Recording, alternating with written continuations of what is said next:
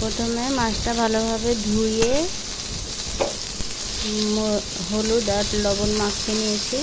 নেওয়ার পরে ভাজলাম, ভাজতেছি আর কি, সব উল্টায় পাল্টায় ভালোভাবে মাছটা ভেজে নিতেছি।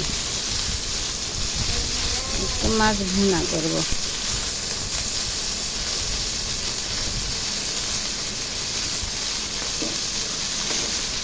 তারপরে মাছটা ভাজা হয়ে গেলে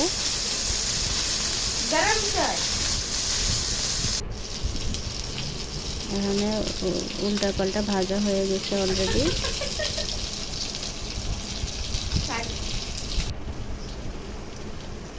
তারপরে পেঁয়াজ দিলাম, পেঁয়াজগুলো ভাজা ভাজা হলো। আব্দুল্লাহ, মাছগুলো আমার ভাজা হয়ে গেছে অলরেডি, ভালোভাবে ভাজা হয়েছে। অত মচমচও না, আবার অত হালকাও না।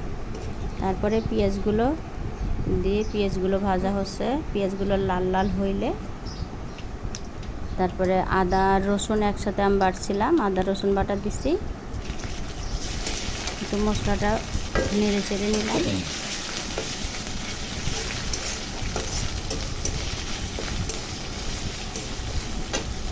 নেওয়ার পরে এখন স্বাদ মতো লবণ,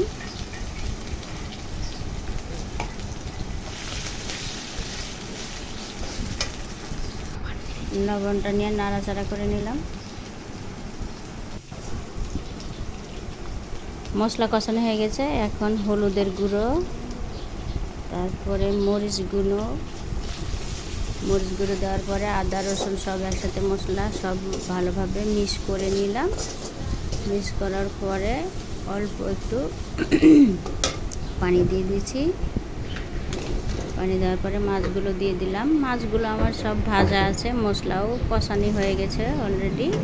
এখন ভালোভাবে এটা মিশিয়ে নিতে হবে, অত বেশি পানি দেওয়ার দরকার নাই, আমরা তো মাছ ভুনা করতেছি। তারপরে মশলাটা ভালোভাবে মাছের সাথে নাড়াচাড়া দিয়ে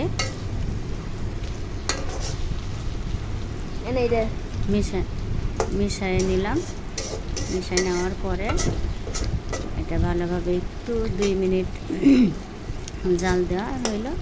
মাছ ভুনা রেডি। আজকের মতো এই পর্যন্ত শেষ।